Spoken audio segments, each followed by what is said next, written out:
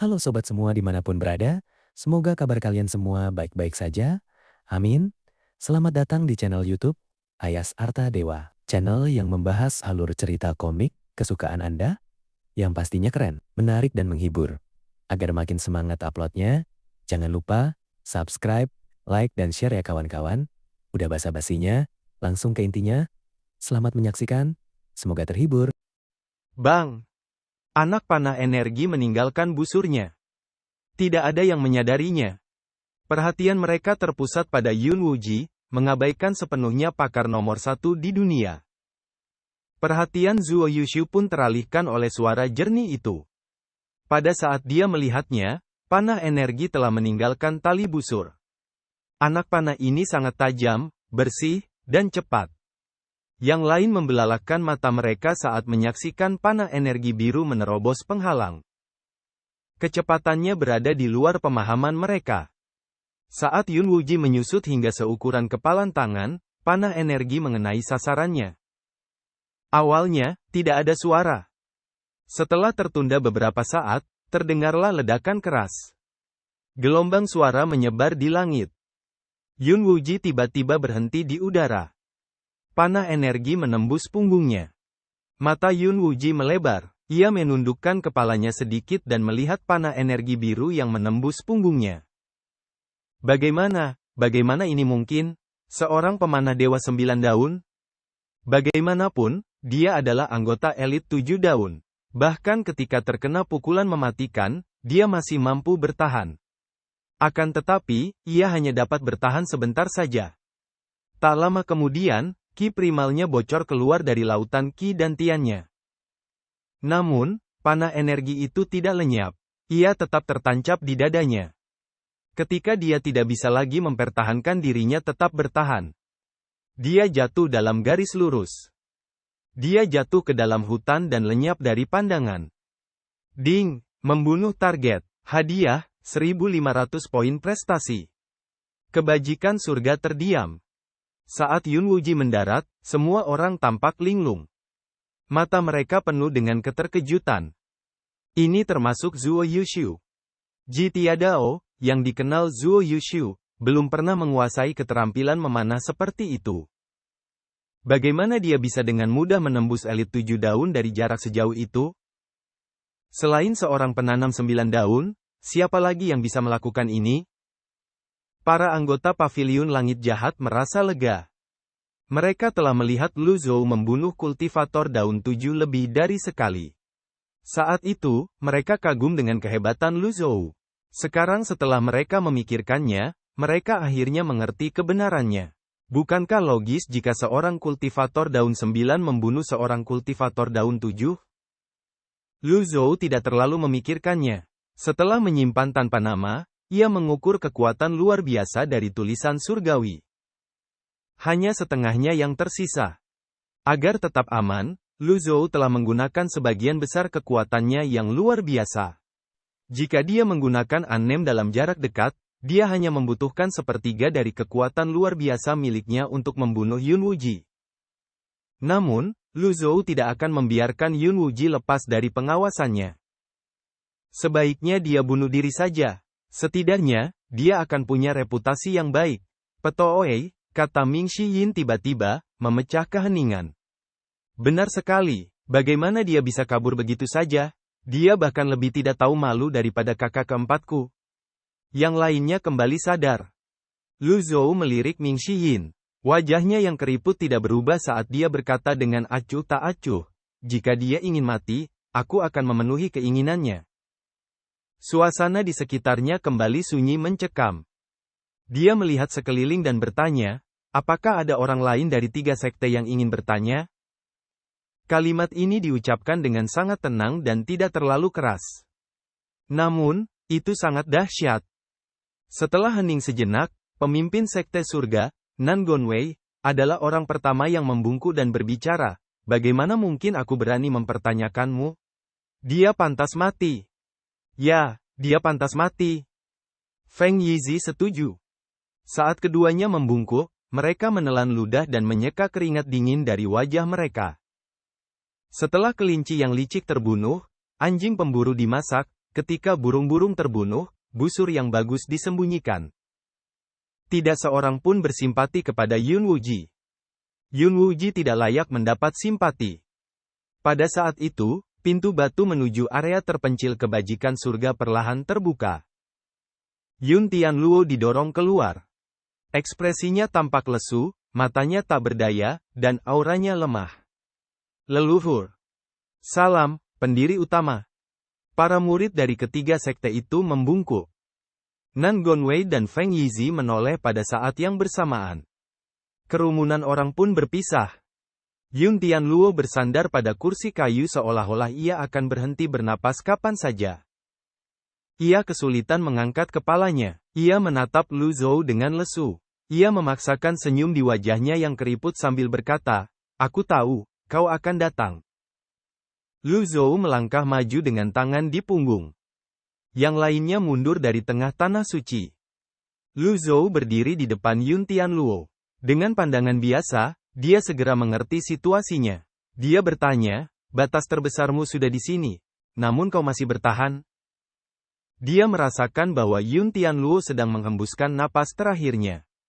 Begitu kata-kata ini keluar, Nan Gonwei, Feng Yizi, dan para murid dari tiga sekte menjadi gempar.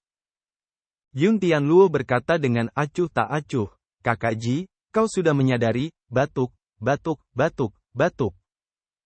Setelah terbatuk-batuk hebat, Yun Tianluo melanjutkan, "Aku menyesal, jadi, aku tidak ingin pergi." Lu Zhou menggelengkan kepalanya dan berkata, "Keras kepala. Baiklah." Yun Tianluo mengangguk. "Kau bisa saja hidup 10 tahun lagi. Siapa yang memukulmu?" tanya Lu Zhou. Sebuah batu menimbulkan ribuan riak. Nan Gonwei dan Feng Yizi terkejut. Mereka berdua berlutut dan membungkuk pada saat yang bersamaan. "Tuan leluhur, bajingan mana yang berani menyerangmu secara diam-diam? Kenapa kau tidak memberitahuku? Beraninya kau menyakiti guru leluhur kami? Aku akan mencabik-cabiknya." Yun Tianluo melambaikan tangannya. "Tidak perlu." Mereka berdua merasa bingung. Yun Tianluo berkata, "Bukankah Yun Wuji mendapatkan apa yang pantas dia dapatkan?" Apakah itu Yun Wuji? Makhluk yang menipu tuannya dan menghancurkan leluhurnya itu, ternyata menyembunyikan dirinya begitu dalam. Para penjaga. Beberapa tetua di dekatnya maju ke depan. "Bawahan Anda sudah datang. Temukan mayat Yun Wuji, jemur selama 3 hari, dan potong-potong menjadi 1000 bagian," kata Nan Gonwei. "Ya." Beberapa tetua terbang ke udara menuju dasar tanah suci. Hati para murid gemetar mendengar hal ini. Begitu pemimpin sekte surgawi menjadi kejam, dia benar-benar akan merenggut nyawa orang. Di sisi lain, para murid sekte awan menunjukkan ekspresi getir. Bahkan sekarang pun, mereka masih merasa gugup di dalam hati mereka. Dengan kematian pemimpin sekte, konflik antara ketiga sekte tersebut semakin memanas. Yang tersisa hanyalah menyelesaikan perseteruan. "Mereka yang tidak ada hubungannya dengan ini sebaiknya bubar," kata Yun Tianluo dengan acuh tak acuh. Nan Gonwei langsung berkata, "Pergi sana, kalian semua." Para murid dari ketiga sekte itu segera bubar. Hanya anggota inti dari ketiga sekte tersebut, ratusan kultivator tingkat tetua dan di atasnya, yang tersisa di tanah suci.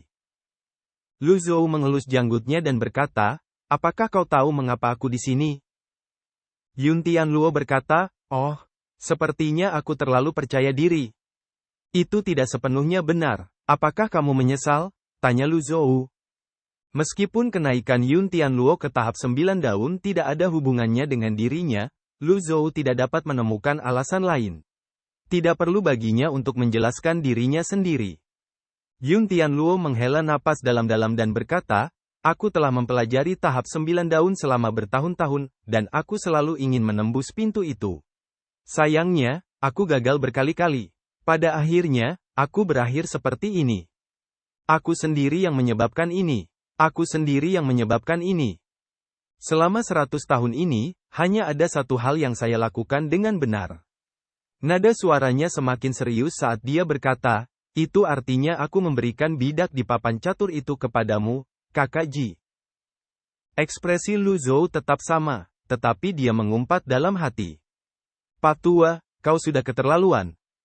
Apakah kamu benar-benar berpikir bahwa pencapaianku di tahap 9 daun ada hubungannya dengan papan caturmu yang jelek itu? Sepanjang hidupku, aku selalu ingin melihat dunia panggung 9 daun.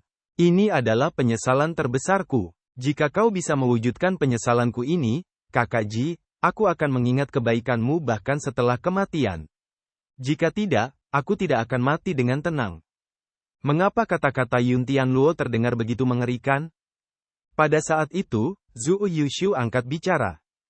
Yun Tianluo, sudah bertahun-tahun lamanya sejak terakhir kita bertemu. Mengapa kau begitu sentimental? Kata Zhou Yushu.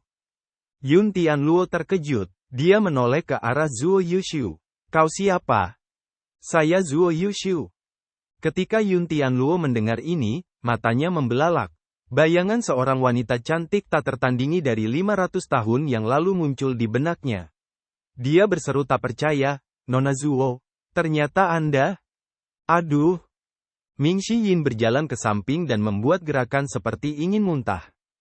Namun, tidak ada yang peduli dengan apa yang dia pikirkan. Zhou Yushu sedikit mengerutkan kening. Seharusnya kau memanggilku dengan cara yang berbeda. Aku takut aku tidak akan bisa tidur di malam hari jika mendengarnya. Ekspresi canggung muncul di wajah Yun Tianluo. Zhou Yushu menjadi incaran banyak orang yang melamarnya. Namun, pada saat itu, Zhou Yushu teguh pendirian seperti seorang pria. Ia sepenuh hati mengikuti jalan Konfusianisme dan tidak memiliki keinginan untuk cinta. 500 tahun telah berlalu, dan dunia telah berubah. Ia telah menua dan tahun-tahun telah berganti. Satu-satunya hal yang tetap tidak berubah adalah kenangan masa lalu. Bagaimana kau ingin aku memenuhi penyesalanmu? Tanya Lu Zhou. Aku tidak meminta banyak, aku hanya ingin melihat seperti apa rupa kultivator daun 9, kata Yun Tianluo. Kata Yun Tianluo. Yang lainnya menatapnya dengan penuh harap. Ini termasuk Zhou Yushu. Dia ingin melihat avatar berdaun 9 lebih dari siapapun. Ming Yin, Leng Luo, Hua Wudao, dan Little Yuan, juga ingin melihat avatar 9 daun. Meskipun mereka sudah pernah melihatnya sebelumnya. Sesuatu bergejolak di hati Lu Zhou. Untungnya, aku punya kartu penyamaran. Kalau tidak, kau orang tua tak akan bisa beristirahat dengan tenang. Dengan pemikiran itu, Lu Zhou berkata, baiklah. Dia mengangkat telapak tangannya dan mengedarkan lautan qi di dantiannya. Sebuah kartu penyamaran muncul di telapak tangannya sebelum hancur berkeping-keping. Sebuah kekuatan unik terkumpul di lautan qi di dantiannya. Sebuah avatar muncul. Jagoan. Suara keras dari energi yang beresonansi bergema di seluruh Heavens Virtue. Para murid inti dari 3 sekte melebarkan mata mereka saat melihat avatar setinggi 150 kaki di hadapan mereka. Karena jaraknya terlalu dekat, mereka tidak punya pilihan selain mendongak. Sayangnya, mereka tidak bisa melihat puncaknya. Mereka melihat ke bawah. Teratai emas raksasa itu bersinar terang dan mempesona. 9 helai daun yang montok berputar perlahan saat teratai emas bertengger di atasnya. Semua orang menahan napas. Ini adalah avatar teratai emas berdaun 9.